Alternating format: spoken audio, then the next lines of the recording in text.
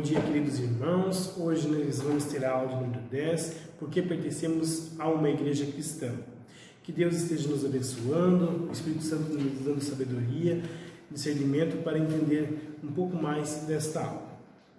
No último encontro que vimos que a característica do verdadeiro discípulo de Jesus é a comunhão com outros cristãos.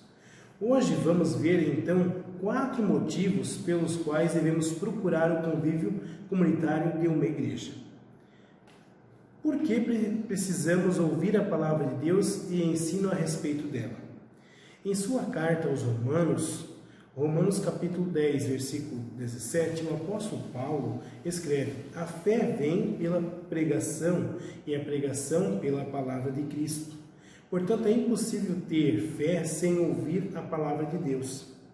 É claro que você pode e deve ler e ouvir o que a palavra de Deus diz sozinho em sua casa, mas nem sempre temos o conhecimento suficiente para interpretarmos corretamente o que a palavra nos diz. Por isso é bom ouvir a pregação e o ensino de outras pessoas, ou estudarmos a palavra em grupo.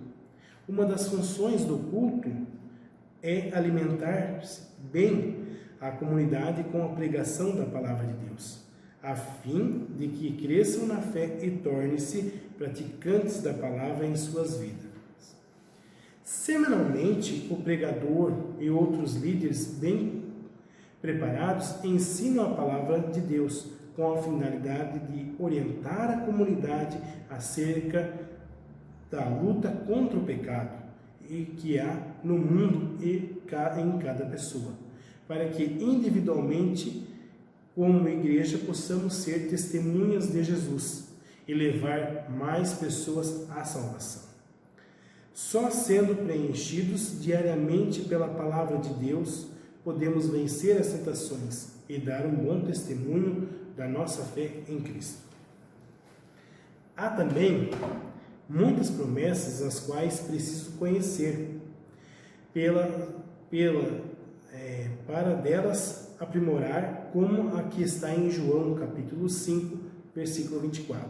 Quem ouve a minha palavra e crê nele que me enviou tem vida eterna, não entra em juízo, mas passou da morte para a vida.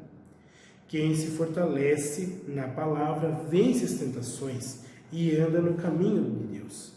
O Senhor nos prepara para a sua palavra, para andarmos em seus caminhos.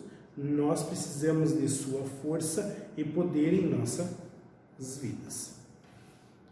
Porque, além de ouvir, também precisamos praticar o que a Bíblia nos ensina.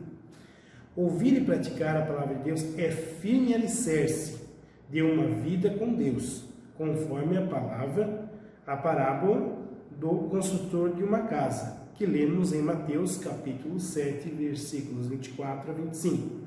Só ouvir a pregação é apenas meio caminho andado. Se ela não mexer com o nosso íntimo, estimulando-nos a fazer a vontade de Deus, pouco valor terá. Quando só ouço a palavra de Deus, mas não a ponho em prática em minha vida, sou levado à hipocrisia de uma fé só da boca para fora.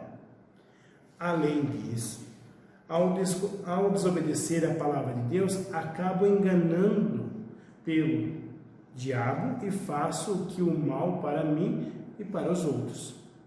A ordem é clara: tornar-vos, pois, praticante da palavra, e não somente ouvintes, enganando-vos a vós mesmos. Tiago, capítulo 1, versículo 22. Portanto, a palavra que por nós ouvida requer a nossa obediência. A palavra não é castigo e nem um peso, mas sim algo que nos ajuda a não entrarmos numa fria. Ao se envolver com o pecado, ficamos escravos do pecado e sofremos na mão do diabo. Ao insistirmos ao pecado, e buscarmos a vontade de Deus, vamos descobrindo uma vida muito melhor, com amor e amizade verdadeira, proteção contra as armas do diabo, violência, drogas, inveja, desvalorização de si mesmo e de outros, desobediências às leis e punições. Porque Jesus mesmo nos deu exemplo. A própria Bíblia testemunha do costume de Jesus em buscar a casa de Deus. Leia sua Bíblia em Lucas capítulo 4, versículo 16. Jesus não somente frequentava as reuniões de sua comunidade, mas também participava ativamente delas. Ora, se o próprio Filho de Deus tinha costume de frequentar as reuniões e cultos, quanto mais nós não deveríamos fazer o mesmo? A fé não existe para ser vivida sozinha. Não podemos vivê-las de forma egoísta, solitária ou mesquinha, pois isto vai contra a própria natureza.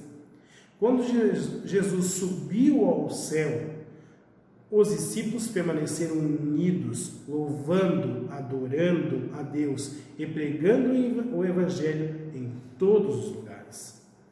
A adoração e o culto a Deus são importantes na vida daqueles que tornam-se filhos de Deus. A igreja nos oferece imenso privilégio de ouvirmos a palavra de Deus e de testemunhar o que vivemos e ouvimos a respeito de Deus e de seu grande amor por nós. Para crescermos na fé e ajudar os outros a crescer também. Muito cuidado, no entanto, a igreja não deve ser confundida com o templo no qual a igreja se reúne. A igreja é formada pelas pessoas que creem em Jesus Cristo e que querem servi-lo e obedecê-lo, para outros também venham a crer em Jesus, assim recebam a vida eterna. A comunhão dos seguidores de Jesus Cristo, já a partir do Novo Testamento, começou a ser reconhecida como Igreja de Cristo. Assim, ao falarmos de igreja, precisa ficar claro que estamos falando de prédios ou templos, mas sim de pessoas, daqueles que, por meio da fé em Jesus, tornam-se filhos de Deus. Participamos de uma igreja que é comunhão, união de pessoas que foram libertas e fazem parte de um novo povo, o povo de Deus. Ali, a nossa fé cresce, recebemos dons do Espírito Santo e utilizamos na edificação de nossa fé e na evangelização dos quais não conhecem o plano de salvação de Deus e vivem longe dele e de seus caminhos. Em 1 Coríntios, capítulo 12, Paulo fala que Deus dá dons espirituais para aqueles que fazem parte de sua igreja. Isso está em 1 Coríntios, capítulo 12, versículo 1 até o 11. E compara a igreja com o corpo humano. 1 Coríntios, capítulo 12, dos versículos 12 ao 25, onde cada um de nós faz parte. Somos diferentes, com dons e qualidades diferentes. Foi assim que Ele nos fez, para que juntos crescêssemos e ajudássemos os outros a crescer também. Não podemos viver somente para nós, mas também para os outros.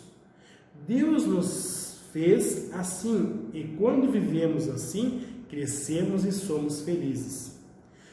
Quando estamos longe de Deus e vivemos somente para nós, não conhecemos a felicidade de sermos filhos de Deus. Na carta de Paulo aos Efésios encontramos o segredo da felicidade. Antes, seguindo a verdade em amor, cresçamos em tudo naquele que é cabeça, Cristo, do qual todo o corpo, bem ajustado e ligado pelo auxílio de todas as juntas, segundo a justa operação de cada parte, o aumento do corpo para a sua edificação em amor. Está em Efésios, capítulo 4, versículos 15 a 16. Recapitulando o que aprendemos hoje, trago as perguntas que estão na sua apostila. São elas. Primeira pergunta: o que diz Mateus, capítulo 7, versículos 24 a 25, sobre o ouvir e o praticar a palavra de Deus? Segunda pergunta: com relação à palavra de Deus, portanto, existem dois tipos de pessoas no mundo, com qual dois tipos você se assemelha? Terceira pergunta: leia em Atos, capítulo 2, versículos 42 a 47, e descreva pelo menos 5 características da Igreja dos Apóstolos. Quarta pergunta: em 1 Coríntios, capítulo 12, versículos 12 a 31, e Colossenses, capítulo 1, versículo 18, e responda qual é a outra figura que é usada na Bíblia para exemplificar a Igreja. Questão 5. Leia Mateus, capítulo 28, 18 a 20, e responda qual a tarefa da Igreja. Que Deus os abençoe e até a nossa próxima aula. Amém.